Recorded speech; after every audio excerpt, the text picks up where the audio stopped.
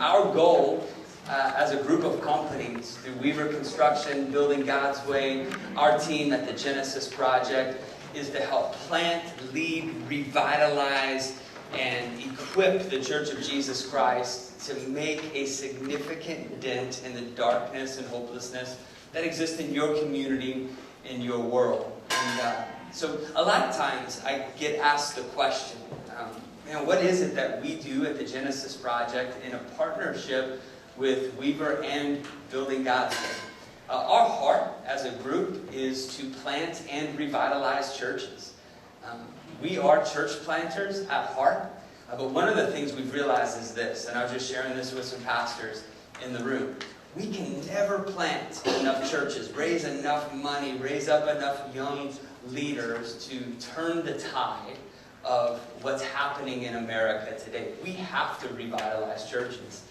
We have to go into churches that are in historic decline and figure out ways to make them vibrant and alive again. And I know that we have a lot of pastors in the room today that are going about the hard work of leading change. How many of you know that change is one of the hardest things you're ever going to lead people through, because all of us are built with a resistance to change. Our church is just over 10 years old, and when we moved into our first permanent facility, I was amazed at in just 5 years how many golden calves we had built at the Genesis Project that people were ready to die for. How many of you know what I mean when it's golden calves? Well, we've always done it this way. Like, people even got attached to the broken ways we were doing things because we didn't have any other choice in doing it. And what our hopes are is to be able to not just serve you, but to serve through you as a church. In the 1980s, the planning commissions all over the United States of America came across this novel idea that they were going to build neighborhoods and communities, subdivisions around cul-de-sacs. Anybody in here ever live? Maybe you live now in a cul-de-sac. I grew up on a cul-de-sac. And the thinking of cul-de-sac by city planners was this, is that cul-de-sacs will be safer places for kids to play, safer places for communities to gather, for kids to go out and play together with one another. Have you realized they don't build cul-de-sacs anymore? The reason why is because there was a study done by the American Department of Transportation in 1998 that told us that cul-de-sacs were actually the most dangerous roads in America. Why? Because more people get hurt by cars backing up than cars moving forward. A lot of times as churches, we focus on trying to build cul-de-sacs. We get so inwardly focused on our ministry, our vision, our people, our committees. How many of you in here have ever wrestled with committees at a church, right? You want to pull your hair out. That's what happened to all of my hair. That we forget that the church, each individual church, is meant to be a part of a superhighway that is the body of Jesus Christ. Because when we're moving forward, we're a force to be reckoned with. When we're backing up and trying to navigate dead-end roads, we become dangerous and we hurt one another. And so the Genesis Project exists in a partnership with Weaver Construction in Building God's Way, because our heart is to equip pastors and leaders in churches to be missional. The last thing in the world we want to do is inspire you to build a building that leaves nothing left over for mission. That leaves you with a mortgage where you have no capacity left to dream because you're just trying to figure out how to pay that mortgage every month. That leaves you in a place where your days are consumed with a building and not the mission that we have been placed on. And so BGW really exists as what we hope can be a one-stop shop for you in the process of growth and mission and vision in your community.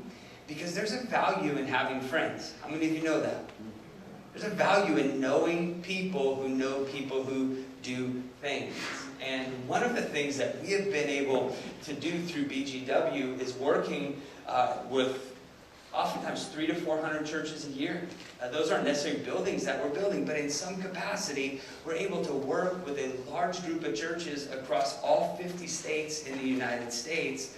And in doing that, we're able to utilize the resources of a large organization and to pass down those relationships and also savings. Any pastors in here say amen to savings, right? I've never yet met a pastor or a church that says we have too much money, we don't know what to do with it.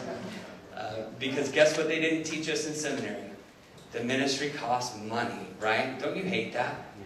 You know, the more hurting people you invite into your church, the more need you're going to have for a benevolence ministry. You know, the more people you reach that need recovery, that they're going to demand more of your church than they're going to give to your church for those first couple of years. Ministry costs money. Being in a embedded church costs money. And so how do we have this conversation? So two things that we're really passionate about doing at Genesis Project and BGW and Weaver Construction is being able to take the relationships we have and offer them to you as churches with no strings attached. So everything I'm getting ready to share with you right now is accessible to you. We understand that there are some of you here that maybe building a building is 5, 6, 7 years out. I promise you, Dave Hershey, sitting over here, is willing to go on that journey with you for the next 6 or 7 years. What I hope you've learned today, in just a couple hours that we've spent sitting together, is we are not good salesmen. And we take that as a compliment, right? We're not here to sell you anything. We're here because we believe in the mission and the vision that God has given you as a church. So the first team of partners that we have, that we call our stable of experts, is for-profit businesses.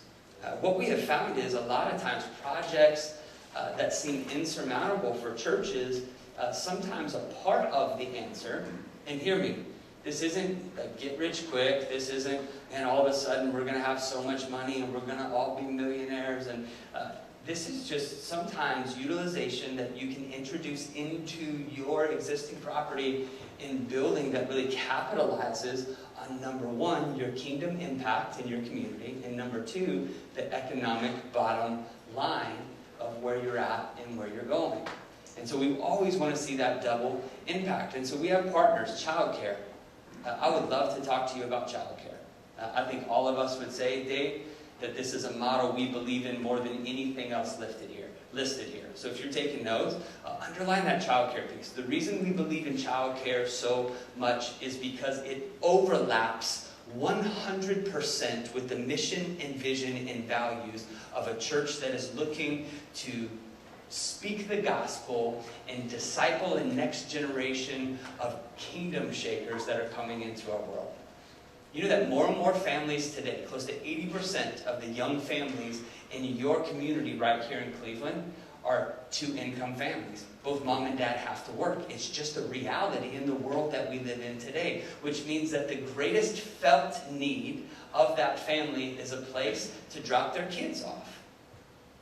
And at 6 o'clock every morning, parents are dropping their kids off, picking them up at 5 or 6 o'clock in the afternoon, and they are entrusting the care and the education of their children pre-kindergarten to somebody 50 hours a week, which is more time than mom and dad will ever spend with them throughout the school year.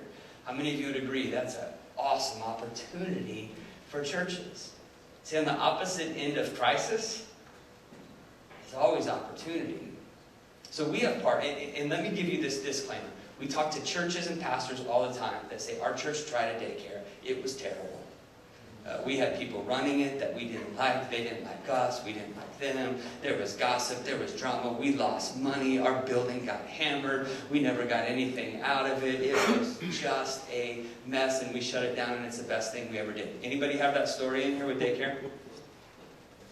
Awesome. You guys are one of the first groups in the entire nation that no one has had that. What we have realized is this. Pastors don't know the first thing about running child care centers. Amen. I apologize to our children's pastor at our church all the time because when she is doing ministry at our church, so am I. Like hers is the one ministry that I just never drop in on and visit, because when she's busy, I'm busy.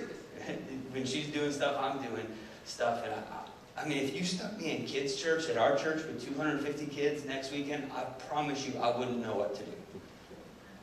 And childcare is even more complicated than that. And so we have forged a partnership with the second largest childcare organization in the nation. It is a for-profit childcare business, which means they are in the business of running profitable centers. It's called Learning Care Group. You may not recognize that name, but do you recognize La Petite Academy? Do you recognize Montessori Academy?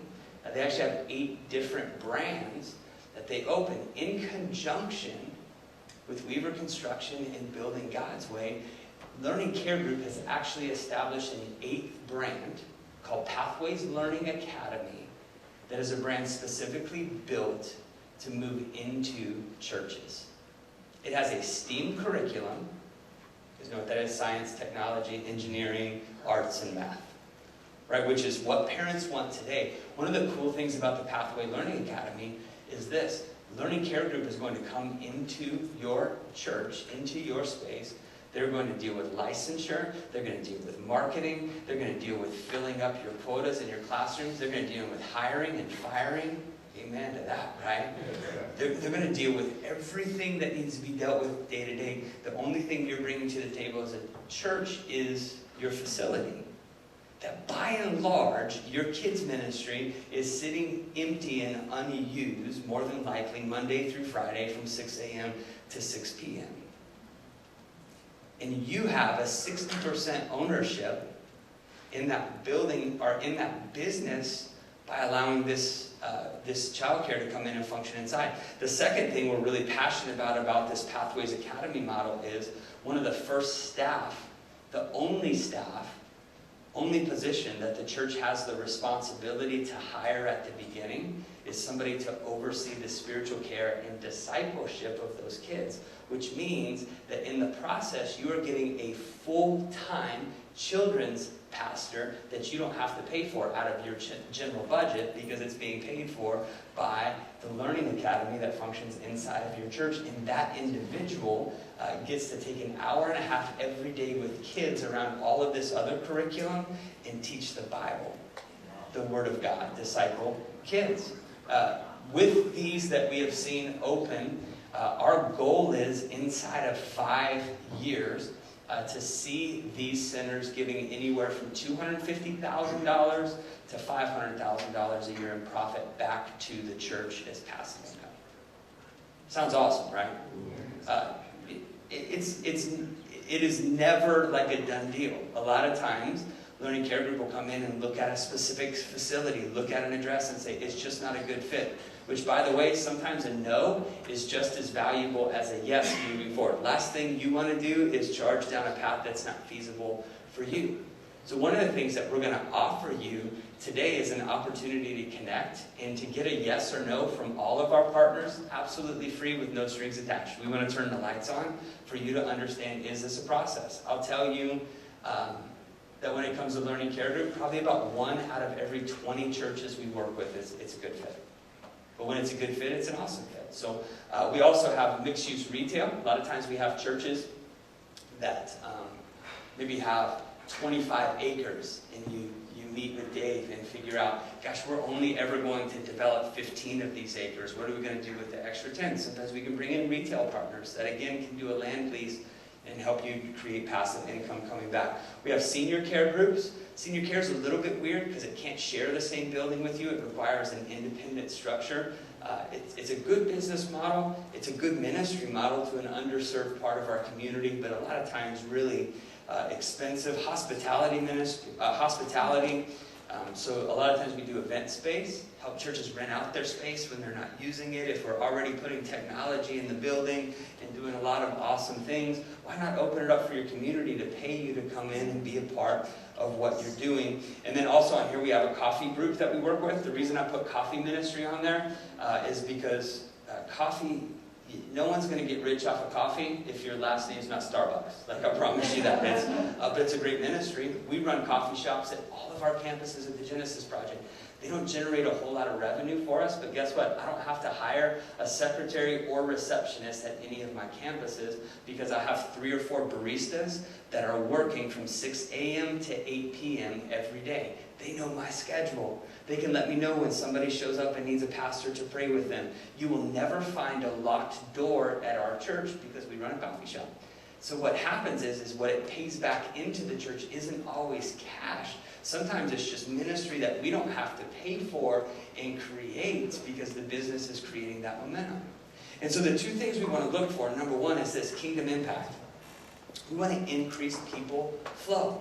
Remember we talked about earlier today that people aren't walking by your church and saying, I should go check that out? What happens when you have a child care center in your church where you have 200 kids that are being dropped off by mom and dad every morning at 6 a.m. and picked up every evening at 6 p.m.? You have 2 touch points with a family in your community that you may never be able to touch in any other way. You want to know the love language of every mom and dad going to work on a Monday morning, dropping their kids off at 6 at your building? Coffee. And it's cheap. So what happens when your church says, we're going to build a ministry around just smiling and receiving mom and dad out in the parking lot and giving them a free cup of coffee from our church? We may never get the opportunity in that pickup line to preach the gospel and to walk them down the Roman road to salvation.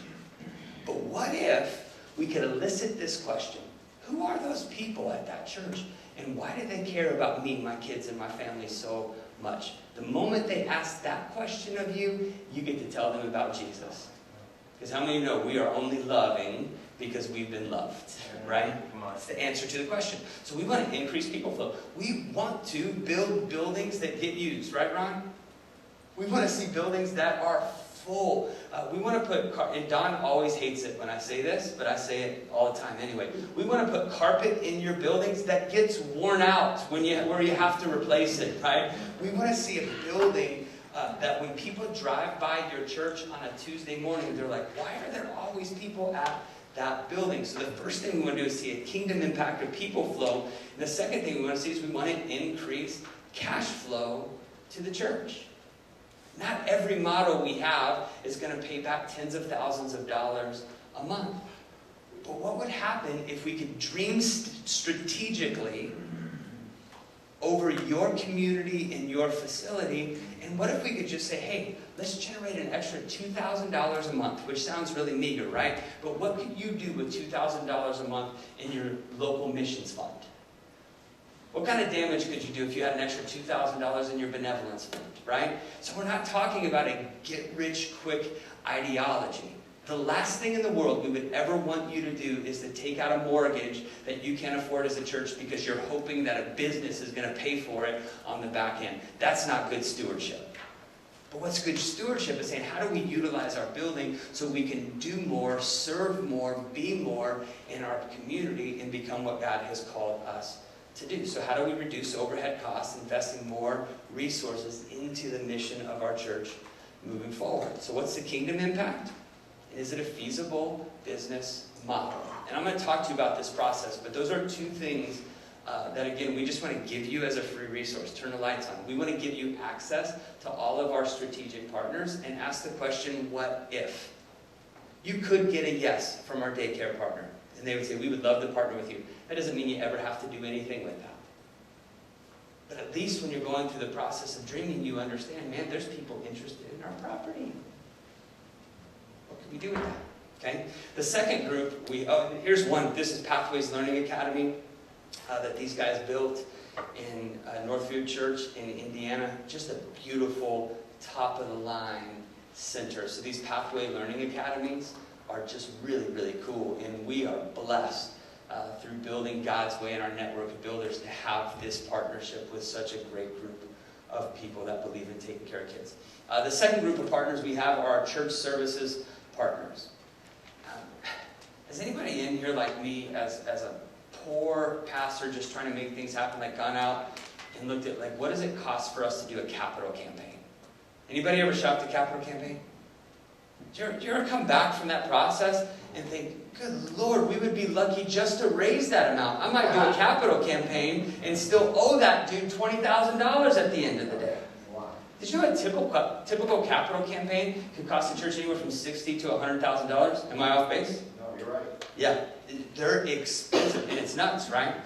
But we understand that it makes sense to bring in partners. So here's what we've done with all of our church partners, which this is my favorite part of what I get to do, is we get to call up these national church partners and say, hey, this is Matt from Building God's Way. We're working with 300 to 400 churches every year, and we would love to introduce our churches to you. But listen, we need you to come down in your price a lot. We need you to do better for the churches we're working with. We use the volume that comes through BGW in order to beat up some of these guys on prices, which how many of you think that's fun? It's my favorite thing when I go on a missions trip. Like, put me in a marketplace where I can haggle for things. It's a blast, right? My wife gets humiliated by me. But I get to do that for you. And so we've gone to capital campaign firms like Generous. You can shop, go to their website right now, and you'll see like big prices. But we've struck a deal with Generous for any BGW church that's going, regardless of the amount of money that you are looking to borrow, all in, no added cost for travel, no added cost for this material or that, all in $35,000 for any BGW church. And it just stands up to what's going on in the marketplace around us. We have guys who do strategic planning.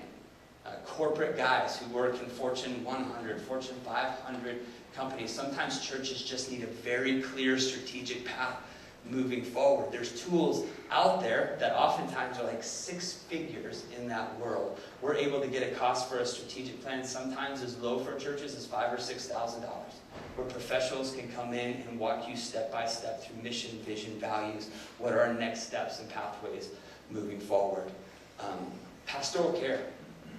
It's a really important thing for us, man. We know that healthy churches are birthed out of healthy pastors, and it never happens different. If you are not healthy today, reach out for help. And this is just something almost all the time we just want to give away to pastors. We want to take care of you, take care of your spouse, take care of, man, your ministry depends on you, and we know that's a heavy weight. And so if we can care for you in any way, it would be our honor to do that. Marketing and design. Jason Minarchuk is a part of our team. He's won multiple awards in marketing, design, messaging space for a lot of big companies. And he's taken what he's learned in those big companies and figured out how to bring those to churches. We go to a lot of churches and we hear incredible mission, vision, and values. We encounter world-class preaching from pulpits on Sunday morning, and then we go to your website and it doesn't reflect anything that's going on inside of your church. Some of you are putting your head down like, no, don't look at our website. Right? Are we utilizing social media? I know some of us in here, I'm 42 years old, and I got left behind on the social media bandwagon. When I started college, we didn't have internet yet. That's how fast the world has changed. I have a hard time keeping up with Instagram, right? I don't think to take out a picture in my phone to take a picture of the broccoli I'm eating at night, but sometimes we can help you with that messaging to share with your community. Did you know that the average first-time visitor for your church today in 2019 will spend an hour with you online before they'll ever walk through your doors? And typically that hour is comprised of one 60-second to 90-second touch points. So they're going to click on you 20 to 30 times before they're going to show up and shake your hand. What story is your social media presence telling? What story is your website telling? We've got experts that want to help you unpack that. I met with Jason the other day. We actually got a call from a financing firm, which for me was pretty cool because I'm a pastor and I don't know what I'm doing. So I just get to show up and be a guy in the room. And it was really cool because this financing firm hired Jason to come in and take a look at their website and their branding and their logo. And the first thing Jason did, he said, man, you guys deal with financing and bookkeeping. And when I went to your website, everything is branded red. A finance company shouldn't have a red logo. How many of you agree with that? I don't think that way, but Jason's like, so here's like, let's adopt the color green. I think that'd be a good color for your... And so a lot of times to have an outside perspective, and listen to me, it's not that we're dumb as pastors, we just weren't taught this way. Right. I didn't go to school to get an MBA like Jason did, but what I've realized is all truth is God's truth. Mm-hmm. Amen. Let that statement sink into you a little. If it's true, it's God's. Right? Amen. All truth is God's truth. And so let's take the truth that's working in the world and help you get out there in your community. We were just at a United Methodist church in Florida a month ago, Jason? I think it's 2 now. 2 months ago. The strength of that church was the passion and the preaching and the visionary capability of that senior pastor. And what's funny is we left that church, and I was trying to explain to our team just how dynamic Pastor Kevin was, and I was like, let me show him to you. And I went on YouTube, couldn't find anything. Went on Facebook, couldn't find anything. Went on Instagram, I couldn't find any way to show off the strength of this church. And we were able to go back to the church and say, you are missing your strength. We have got to get this pastor on video. We've got to get him on messaging. We've got to get him out because he's the strength of your community. It's part of what happens when we engage with these services. We have real estate services, lending services, which you're going to hear more about today, supply. We buy a lot of carpet at BGW. We buy a lot of chairs. We tried to guess at it yesterday, Don. We buy tens of thousands of chairs every year, right? It never ceases to amaze me how stinking expensive church chairs are. Anybody ever tried to shop church chairs? Like, where's the Walmart for church chairs, right? I don't want to buy these. BGW, Don, what would you say in supply revenue every year? You know, this is embarrassing because I'm the president of this board and I have no idea. Millions.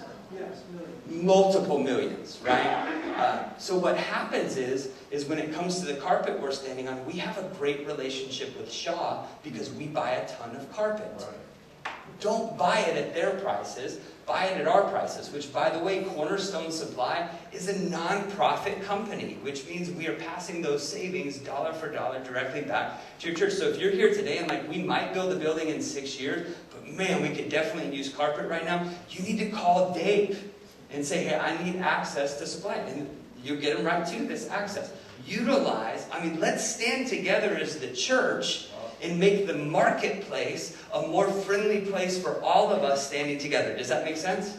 We're using bulk mentality in order to pass the savings down onto you for all of these services. So, here's what we want you to hear, and then we're going to move forward with our other presenters this afternoon. But we all are wearing different shirts today. But here's what we want you to hear. This is a one-team approach. Dave and I are on the same team. Ron's going to come up, we're on the same team. We are all working together for you on behalf of your church. So if you're here today and maybe you're resounding with something that I've shared and I've said and you have a question, that is a question that we're going to work together as a team. We are not separate entities, but we're one team working on behalf of you and the church moving forward. So you have this collective team. I love Hebrews chapter 12. Therefore, we are surrounded by such a great cloud of witnesses. So let us throw off every sin that so easily entangles us and run with perseverance this race marked out for us, fixing our eyes on Jesus, the author and perfecter of our faith. We want to be a small part of this crowd around you that's just cheering you on. And so today we hope you don't see a construction company, an architecture company, and then there was that weird pastor dude who confessed he wanted to kill people this morning a little bit earlier, and maybe there was a design guy over here. It's a one-team approach. Because what I know is this. When we went into a building campaign 6 years ago, I didn't have time, the bandwidth or the resources sitting in Ogden, Utah, to put this team around myself. And so we paid a lot for some stuff we didn't need to. We made a lot of mistakes, and we want to help you with a one-team approach moving forward. So what are your next steps? Your journey starts with Dave, the team at Weaver Construction here in Ohio. Jason and I have to go back home to our families and to our churches and to our communities. We want to be available to you, and we will be, and we're going to talk about that here in a minute. These guys are the boots on the ground. If you could use my help, your first phone call needs to be to Dave. If you want to talk a little bit more about a charrette process and design, your first phone call needs to be to Dave. The beauty of the BGW network is this, is that we have a team that knows Ohio. You have, Ron, how long have you been doing construction in Ohio? 36 years. 36 years. Right? So we have this team here that's available. And I promise you, listen to me, if you call Dave and say, Dave, I need you to come walk through our building. We want to tell you what's going on. He's going to show up at your building, and you're not going to get a bill in the mail for his time. All the pastors say amen to that, right? Amen. Let me tell you something about our church. We've had a lawyer at the Genesis Project on retainer for the last 8 years. And I threaten every one of our staff pastors every time that I can. I swear to you, if you call that lawyer, I will fire you. Why? Because you make a phone call to the lawyer, and what's going to happen? You're going to get billed, and it's ridiculous, right? So I'm joking there, but here's the deal. This is no strings attached. Dave is here to serve you. If you are looking at buying a property that you want to remodel, have Dave walk through that building with you, right? If you want to know what walls are load-bearing or not, don't trust some old guy in your church that knocks on the wall and says, I think we can take that out. You're laughing because you know that dude, right? Like, I'm pretty sure this one's not holding up the roof. Let's take it out. You've got pros that want to work for you. Is that a fair invitation, Dave? He will come to you. You're going to walk through, and then he's going to be able to help you have access to this whole team, because we understand that today this is like trying to get a drink from a fire hose, okay? So if you're here today and you would say, man, we just need chairs and we need access to supply, call Dave. Or, man, we want to start this whole process. We're ready to go into a charrette and move and go. Get a hold of this guy, okay? And I promise you, as a pastor, this dude loves the church and he loves Jesus. And he's going to take good care of you. So, are you blushing yet? Nope. No, good. Okay, awesome. So next steps. Where do you go from here? The first one is this. We want to set up a 30-minute story call with you. So that's a video phone call. One of the cool things is this. You and I can make a really personal and really cool connection over a video phone call. So that's something where actually you're going to get 3 of us on that phone call. Myself, Jason Menarchuk in the back, and Dave, or one of the guys from Weaver Construction. And for 30 minutes, we want to hear your story. We want to hear where God's taking you, where you have been. Because there's something that happens. Right? Pastor, when I hear your story of taking over a ministry 13 years ago for a pastor who had been there, how many years? 45 years. Like the first thing, I just want to hug you. Right? Like that's my first response, because we talked about it in the beginning today. There's power in story. Listen, there's a lot of companies out there that want you to know their story. We want to know your story. We want to listen to you. So for 30 minutes, we just want to listen. Here's what's going to happen. We're actually going to put together a narrative of your story, because your story is important. Then we're going to couple that narrative that we write out about the story and the history of your church with a retail, professional, demographic study of your property.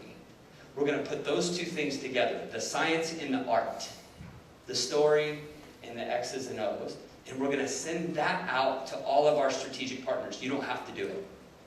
Learning Care Group's going to look at it, and they're going to give you a recommendation, a yes, no, or a not yet. We call it a green light, go, red light, don't go, yellow light. Let's move forward with some caution. Here are some things we need to check off the list. You're going to have people looking at your website. You're going to have our partners looking at your ministry models. We're going to hear where you feel like you're stuck and you can move forward. And out of all of the information we get back from our strategic partners, we're going to bring back to you, number 1, that demographic report is yours. You're going to own it. It's free, which you can pay a lot of money for those other places. and we're going to give you the full recommendations from our team. Our hopes are that as you thumb through those recommendations, you're going to say, we're not really interested in this, and this doesn't fit where we're at, but maybe out of 30 recommendations, there's one that stands out to you, and the Holy Spirit inside of you says, yeah, this is a place where we can start. And then between Dave, yourself, as a pastor, leader in your church, and our ministry team, we're going to help you establish a strategic blueprint that says, how do we get from where we're at to where we're going? Because a lot of times when we're meeting with churches that are maybe a long ways off from building a new building, that doesn't mean that there's not a pathway forward. And again, man, if I can say anything about this group of guys, men and women that are in this room to work with you, we are ready and willing to go on the long haul journey with you and equip you in whatever season that you are in moving forward. And so if you look here, I'm going to steal yours real fast. You have this yellow piece of paper. This helps us. It's just a quick survey and giving us some feedback and also letting us know how we can establish first steps with you. If you would like to establish the story call, get that demographic study, be introduced to our stable of experts, and just get some recommendations back. All of that is free to you, no strings attached. Check that box, and we're going to be scheduling that with you here in the next week to 2 weeks in a time that works well for you. And so, man, we look forward to serving you. We look forward to hearing your story, going on this journey together. We now want to introduce you to a few of our stable of experts and some guys who just really do some significant ministry, significant stuff for the church. So Bill, you're first? Awesome. So Bill Schakowsky is from the Solomon Foundation, and he knows about lending, and he knows about what it takes for churches to get from where they're at to where they're going. So would you guys welcome Bill as he comes today?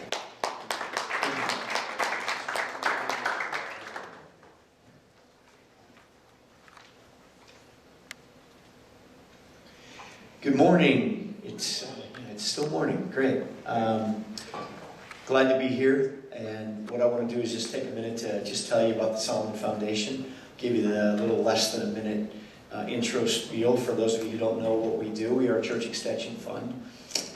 We are regulated by the Securities Act of 1933. We're a 501c3, so we are denominationally specific as to who we can lend to. We have a little bit more flexibility relative to the investment side. There's some relationship stuff there that you can take advantage of to be able to invest with Solomon Foundation. We have that opportunity. I think I left cards with everybody. The best way to advance an opportunity to become invested, whether it be a church or an individual, is just to either shoot me an email or a text, and I'll just get you some information and move on from there. What I wanted to do today was, I can talk a lot about buildings the same way that the Weaver guys can, and Don can. I've been in construction my entire life. And what I thought today was, what would be the best thing to present to churches that are looking to do something? When you're looking to do something relative to a growth model or next steps model, sometimes you just really need to understand what you as a church and as leadership should be looking at and the steps that you want to take to then make a decision to go forward. So what I wanted to talk about today is the next steps for responsible, God-honoring church growth. By the way, our number one core value at the Solomon Foundation is to honor God. So we really like to see everything come back to the kingdom-minded perspective. So the first one that I talk about with all the churches is to know your congregation and their desire to grow. Because you might have some folks in your church that really like things the way they are. It's funny how that works. You know, you're looking for big vision. You're looking to expand the kingdom, the Great Commission, like we're called to, but yet you're always going to have some folks that they're going to push back a little bit. And the pushback can look different. You can get way down the road with some folks and then find out that they really weren't looking to be welcoming and inviting. So I guess the way that I kind of bottom line this with a lot of the churches and a lot of the leaders I get to talk to is the same folks that got you 100 may not be the folks that get you to 200.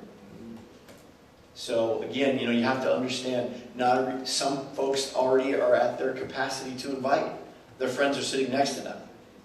So there's a lot of things you have to go through when you look at knowing your congregation and their desire to grow, because at the end of the day, the folks in the seats are going to pay the bills.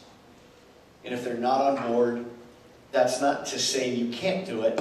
That's to say that you need to be more encouraging. You need to teach them, and you need to walk alongside them a little bit more to get them to the same place that your vision is trying to get to. And that's just one of the things that it can make it a little bit more challenging. But this isn't. Jesus never said this was going to be easy, right? So know your congregation and their desire to grow. The next steps, we really want to be careful, because a lot of folks throw a lot of different statistics around on how you're going to grow. We've seen tremendous growth in the over 200 churches that we've helped in 8 years at the Solomon Foundation. We've seen over 75,000 new people introduced to our churches. We've seen over 20,000 baptisms in the churches that we've helped. And I mean, we have phenomenal numbers, and I won't tell you what our statistic is, but I will tell you that right now, what I would recommend you do is you look at a growth of around 20% factor in the first 2 years. So if you're sitting on 100 folks, then in the first 2 years you're going to go to 120, and a lot of you go, well, that's not that good.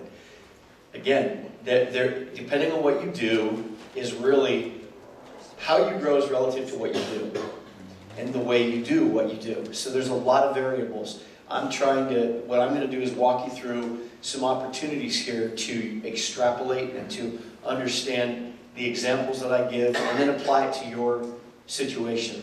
But again, the 50%, the 70%, the 100% growth models that are out there are not for everyone. And we want to be really careful how we apply that, because what they'll do is, well, here's how much money you can get from your church as soon as you get in there because of your growth. Well, again, we want to be really careful how we apply that. So I use a 20% factor in the first 2 years, which is, it's what I would say to that is that's stable. It's certainly not great. We're certainly all going to pray that we do better than that, but it's a much better thing to start with than 50, and then to always be banging your head against the wall trying to figure out how to get to 50. So I'm going to use some examples now. What we're going to do is we're going to talk through some scenarios of where you are as a church. And unfortunately with churches, a lot of things come down to numbers. It just seems like everything is numerical. How many you running? How many did you have this weekend? How many came to that event? How many are in your group? It seems to always be the underlying component within the church. So that's what I kind of base this on. So right now, if you're a church and you're in a leased or owned space and you're running under 200, well, you're looking to grow. Let's say your space is no longer handling that size of group, and you're looking to grow. So what we would recommend, and this is based on over 300 projects in the hopper over 8 years of historical data, and I'm breaking it all out, we would say to you that a purchase of an existing worship facility, a minor rebrand, and then move in and have church. Now, I want to preface some of these by saying to the Weaver guys in the room that we're certainly not telling anyone not to build, not to renovate, not to remodel, to stay away from construction. Certainly not doing that. But what we're saying is there are responsible times to do that. And I want to make sure that we walk through and just go through these examples. This is a great model in your area because every one of you has seen an existing worship facility somewhere in Ohio that is for sale, that either the church went away or they're just advancing and they're selling their facility. So it's a very good model to go into. Usually you can get them for 50, 60 cents on the dollar.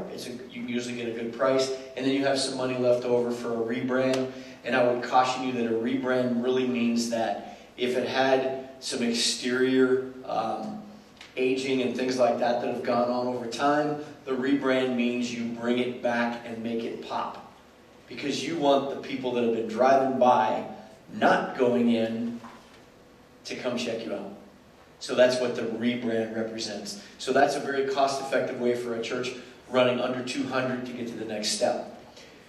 The next one, and these models are just going to stack right on top of each other, because I know we've got a lot of folks here, and you're in a lot of different places. From a leased or owned space, when you're running 300 to 500. Now the idea there is that you're generating a lot more income, that you've got, potentially you've been responsible and put some money away. But again, we want to be careful. We want to be careful to understand the best opportunities that are out there. And again, in this market, in this environment, there are some spaces that you can purchase. Existing facility with room to grow to 1,000. Renovate and rebrand. So now we're getting into not necessarily what was a church or a community center. Maybe now we're going into the retail sector. How many of you have seen the empty Kmarts, the empty Targets, the empty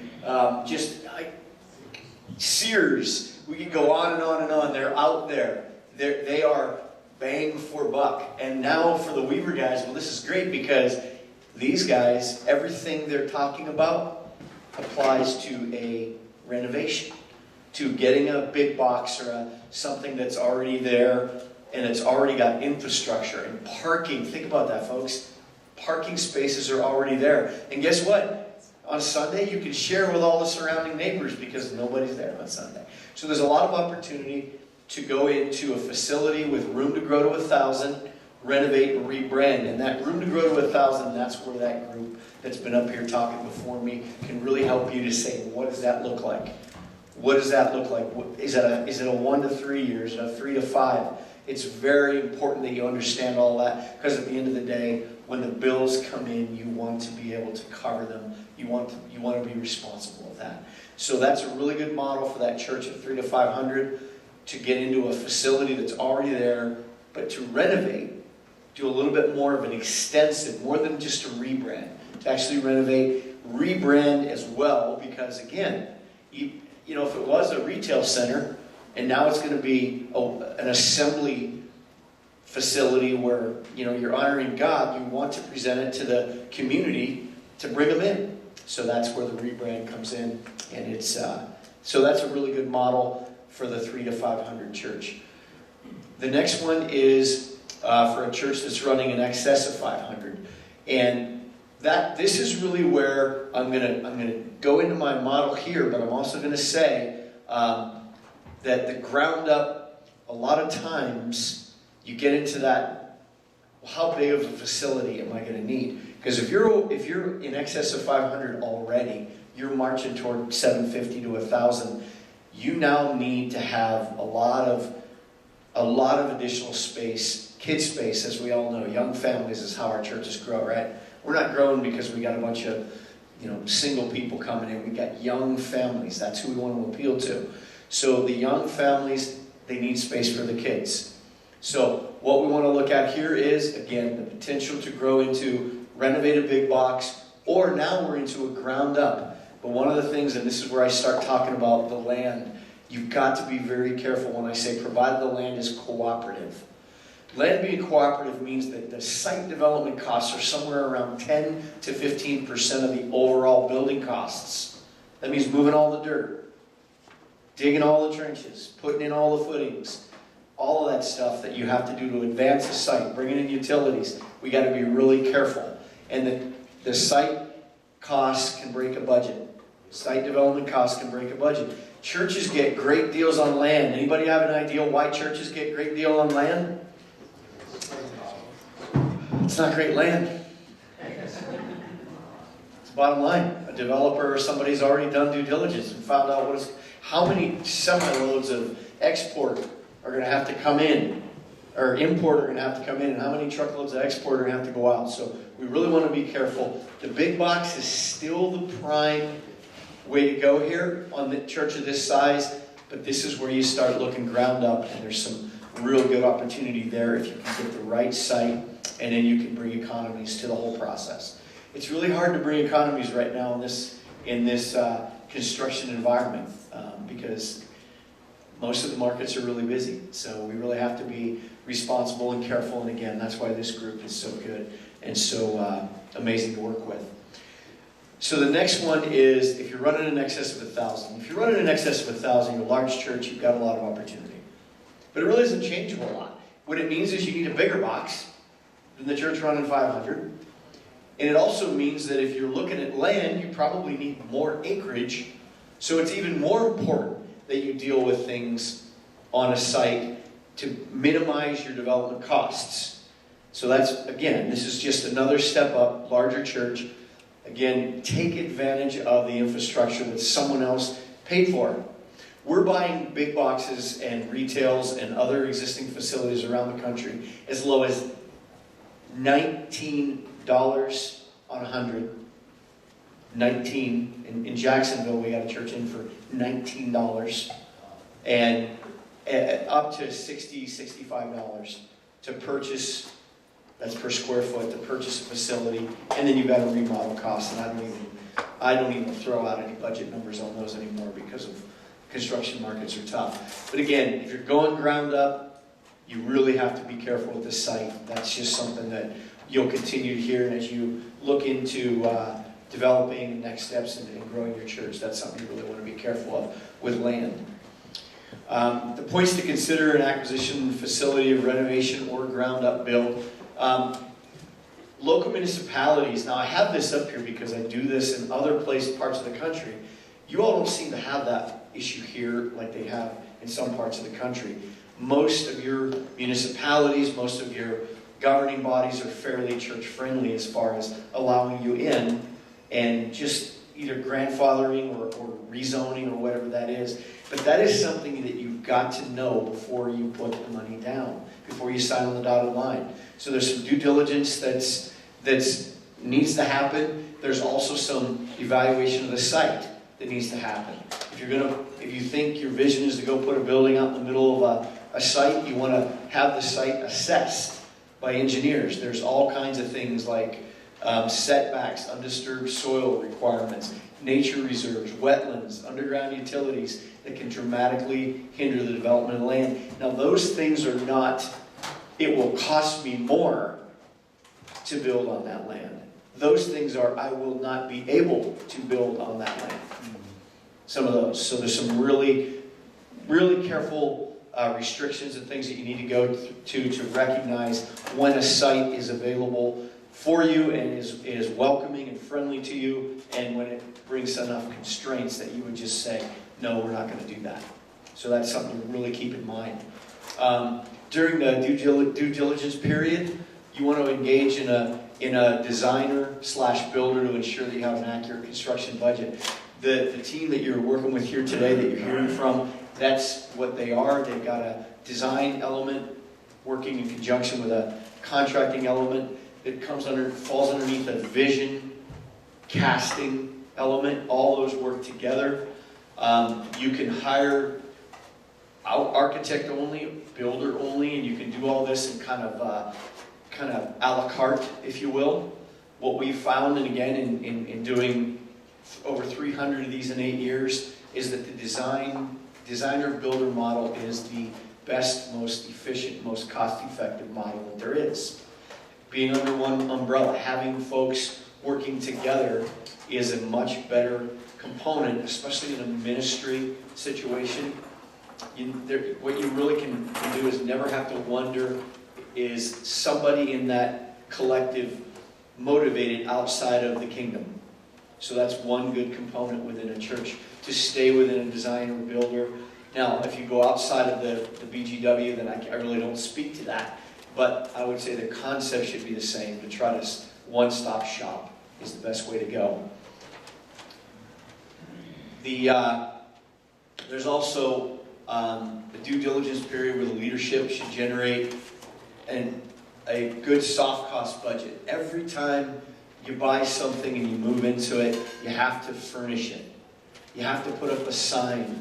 You have to do, maybe the parking lot needs to be resurfaced and striped. Soft cost designs, fees, things like that. We see soft costs run as much as 20% of an overall project, whether it's a ground up build or a renovation. Those are usually the costs that you can't get through a loan, or that the contractor doesn't build into his fees, so you've got those. So you really want to be careful as a church to recognize what your soft costs are and anticipate paying as much of those as you can, especially if you're in a loan, because Anything you can pay for outside of your loan, obviously you're not going to be paying interest on. So again, there's a responsible element there as well. So recognize your soft costs, ask about those.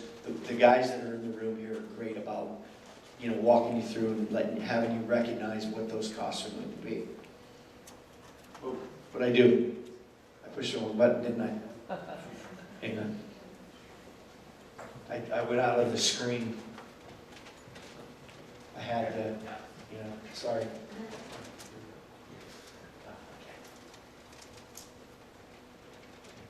Okay, that was, okay, yeah, those are some of the things right there. I think you guys all have these in your books, but you see all this stuff. There's an awful lot there.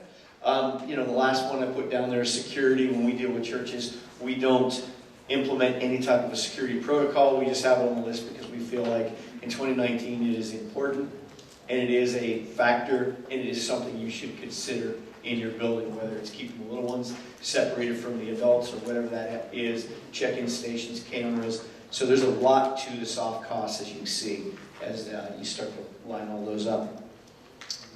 This is my contact information, and like I said, I left cards on everybody's at everybody's positions. And really, more than anything, is if you're a church and you are looking to do something, and financing is something that you're wanting to discuss, we can certainly talk to you about that and see if you are a qualifying entity. As far as investing, we do, I mean, just to give an example, our passbook savings, as you would note at the bank, which you get less than 1% or even less than that, we start those at 2.25% APR. And some of our rollover stuff starts at 4.65 for 5-year terms. So again, the investment side is great because every dime that comes in on the investment side goes out on the loan side to help churches. So that's a great model, and we really appreciate being here and the opportunity to present to you all today. And if there's anything else, just let me know. I'll be around today. Thank you.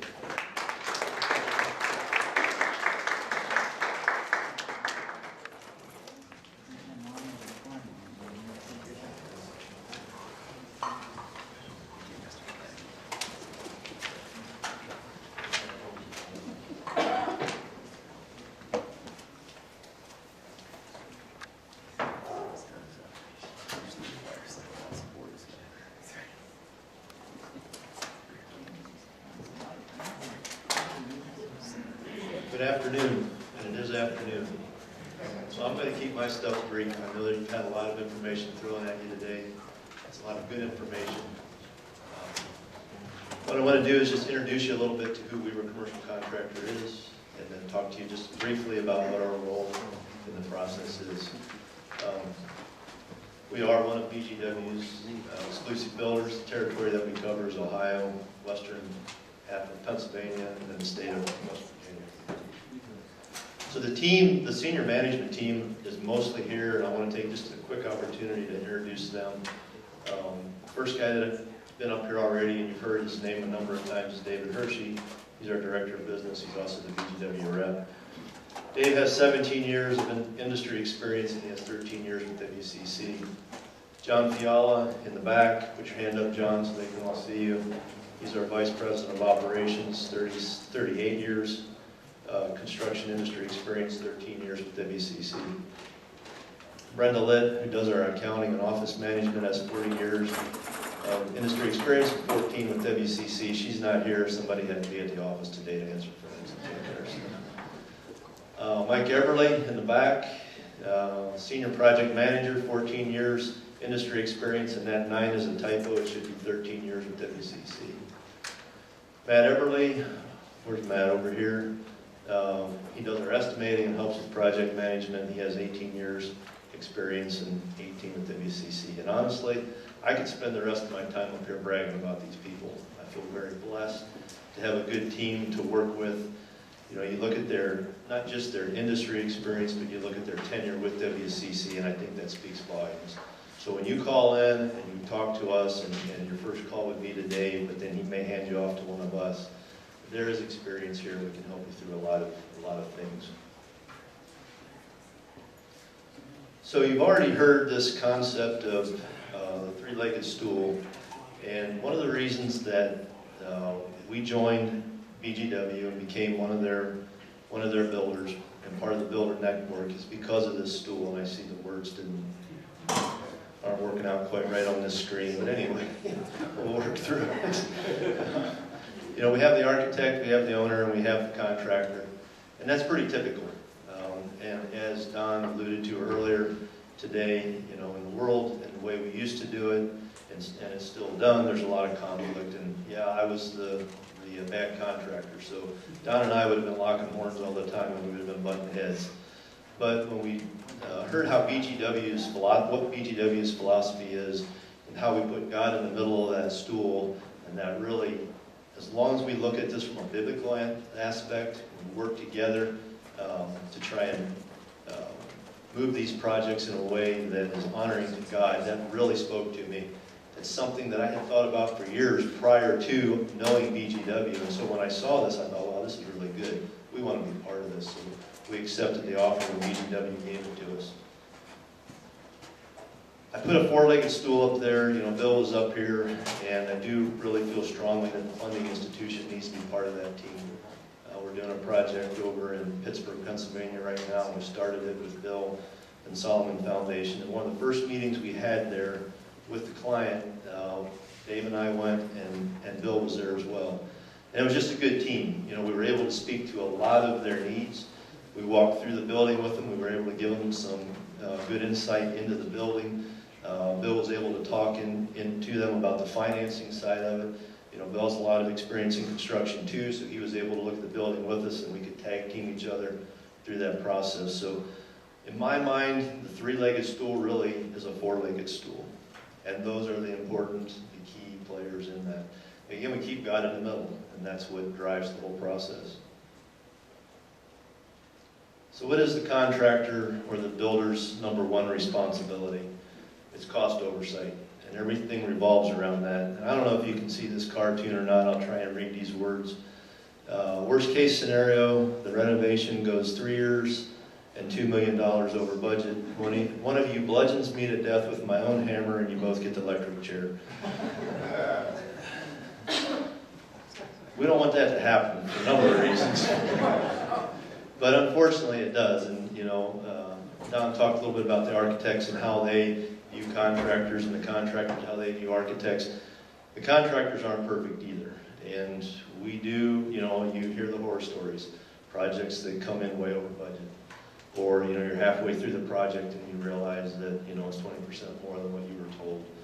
Or the schedule is now missed and it's going to be 6 extra months to get the project completed. Those are the things we try to avoid, and we do avoid up front. We're all familiar with the Luke passage, Luke 14:28 through 30. For who would begin construction of a building without first calculating the cost to see if there is enough money to finish it? Otherwise, you might complete only the foundation before running out of money, and then everyone would laugh at you. That's not good. They would say, there's the person who started that building and couldn't afford to finish it. So how do we honor that verse? How do we honor that scripture? One of the ways is to engage us early, and you've heard that already today a number of times, but get us in the mix early on. When I look at a project, I look really at 5 phases there, and they're laid out there. It's the pre-charrette, it's the charrette, it's pre-construction and construction documents, it's construction, and it's post-construction. In the pre-construction, this is really when you start to see the need. You know, it might be that there's church growth going on and you need more room, more space. It might be that you have an older building that needs attention, needs some improvements done to it. It's starting to cost you more than what you should be spending on it. It might be that you need to do a church plant. Or it might be that you need to relocate to a different location for a ministry opportunity. When those things start to develop, these are the questions that you'll start to see being asked. You know, should we stay at our present location, renovate this facility, do an addition to it? Should we purchase an existing building, renovate, and add on to that? Should we buy property and build a new facility? And then the financial side of that is, you know, what kind of money do we have? What cash do we have? What's our potential for capital campaign? What could we borrow? And Bill spoke to a lot of this already. You know, when you start looking or hearing these questions and you start looking at answers for this, There's a lot that goes into this. There's a lot of due diligence that needs to be done before you start pulling triggers. And that's why I say engage us early on, because we can help you, walk you through that. Next, the next phase would be the charrette phase. You've heard about that. Our role in that is, because we are at the charrette as well. Dave's always there. A lot of times I'm there. If I'm not there, John's there. And we are there for a specific reason, and that is the costing of the project. As we go through the charrette, we're going to be looking at, what BGW is designing. We're going to be listening to the conversations. And when that third day comes around and we're looking at that floor plan, and we're looking at the master site plan, and we're looking at the elevations that have been developed, we're going to also give you what we think the budget is on that project based on what we're seeing and what we've heard. Now, that's a very estimated number, but it's very important because it gives you an idea of whether you're going down a road that you can afford or not. If you've got a $2 million budget and we're doing a charrette, and that charrette's starting to get into $2.5 or $3 million, let's know it now and make some adjustments so that when BGW leaves and they're closing up that charrette, they can start to look at with you, and you can give them the information on where you want to cut, how you want to pull that back so we can get it into the budget. At the end, when the charrette closes out, after you've had the opportunity to look at those drawings and communicate back and forth with BGW for 2 or 3 weeks, we take that and then we adjust the budget accordingly so that when that charrette closes out, you have the design and you have the budget. And from there, usually the church goes into a holding pattern because now it's the time to raise money and they're working on that. And that can be 6 months, that can be 3 years. There's always a period of time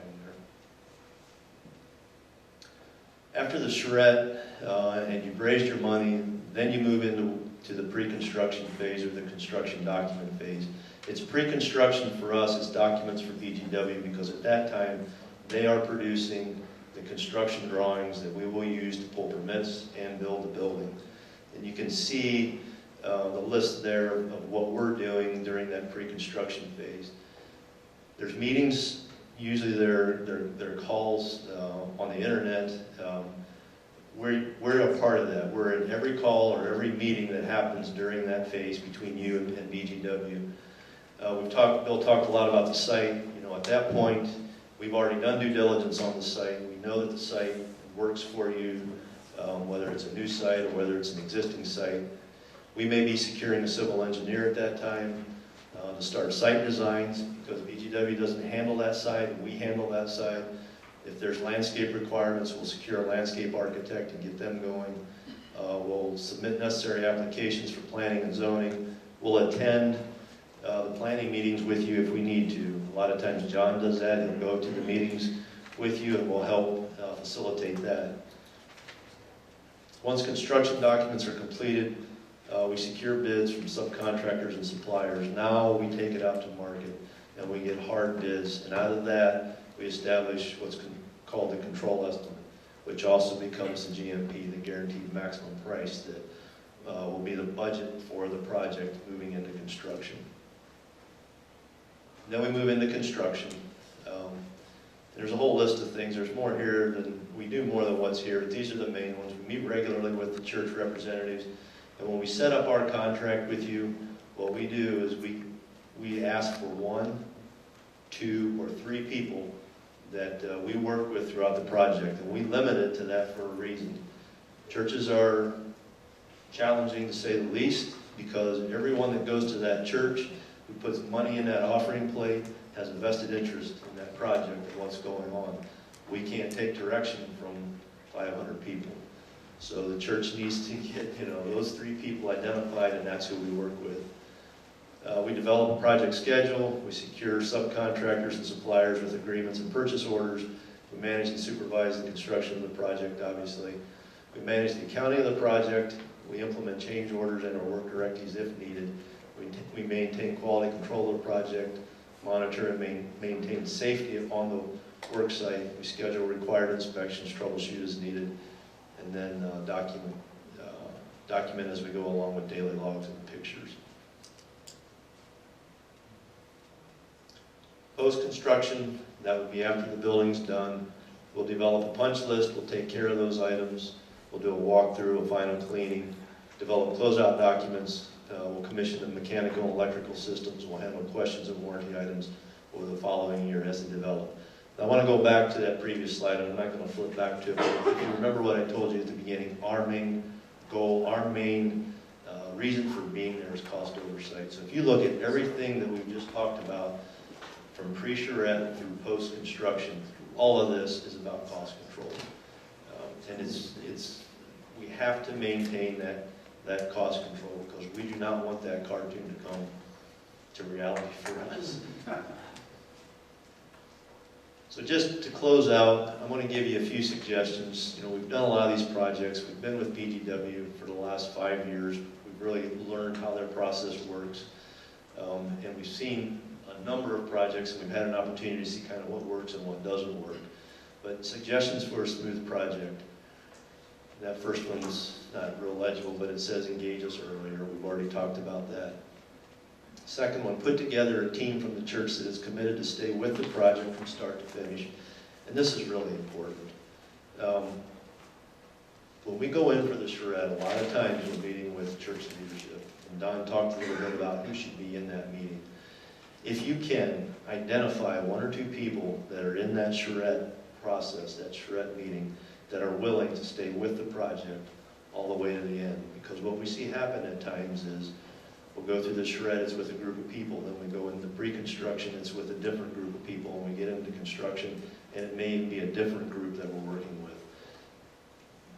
They haven't been privileged to all the conversations and the decisions that were made prior on. And so a lot of the things that we've already dealt with start to surface again, and we have to take the time, and we're willing to do it, to re-answer questions, help make decisions that were already made. That's fine, but you can streamline your process by a lot if you have that 1 or 2 people that are willing to take it the whole way through. And when I say streamline, there's a cost to that. That's saving you money. Determine your pastor's role in the project process, another important one. Is your pastor going to be involved through the whole thing or a portion of it? And pastors, don't take this the wrong way, but we have seen projects where pastors are in, and then they're out, and then they're back in, and then they're out, and that does have a tendency to upset the apple cart just a little bit. What's that? Yeah. If possible, determine your maximum realistic budget for the project as early on as you can. When we get into that pre-charrette portion of the project, that's really where we want to start talking about that. Rely on our experience, especially when it relates to cost. And this is another thing that we see. Something will come up, we'll say, that's fine, but here's the cost. And there are times where people don't want to believe that. It can't be that much. Bill talked just a little bit about the markets that we're in right now. Trust me, these are challenging markets. Where we used to see things coming in at electrical work coming in at $15 a square foot, we're seeing prices now $25 a square foot. I mean, it's a tough market. So we really need to get on top of that early on. And when we give you those numbers, we're not trying to inflate anything. We're trying to be as honest and forthright with you as we possibly can be. So rely on that experience. It'll prove beneficial to you. Do not rush through the pre-construction or the construction document phase, but be diligent in keeping the process moving and on track. So we talked about keeping it moving, but at the same time, this is where you save your money. You want to do your due diligence as you walk through that process with BGW, because once the shovels go in the ground, changes are a little bit more difficult and they're more costly. Understand that once you decide to move forward with your project, it is typically anywhere between 4 to 10 months of pre-con before construction can actually start. And that's another thing where clients and churches tend to miss the boat on.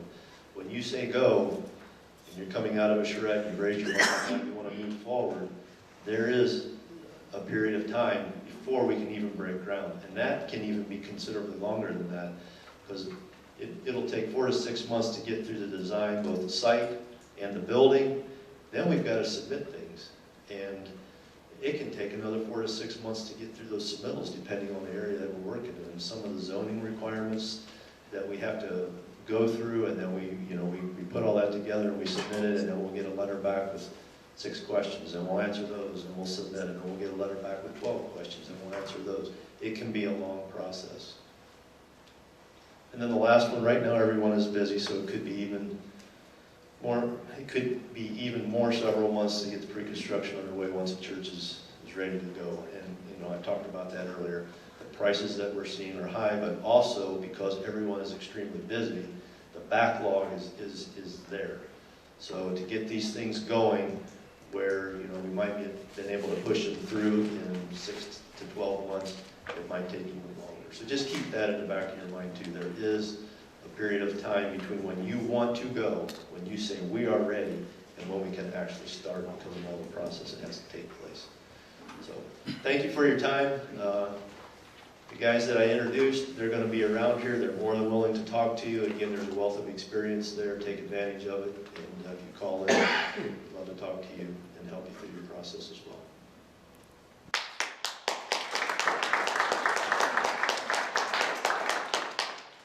Okay, lunchtime. So this is how we're going to work this. We've got 2 different types of wraps back here in the boxes. We've got roast beef and turkey. We also have a couple different types of salads. One's a Mediterranean, which is vegan, and there's a chicken salad back there as well. The cookies go with the salads.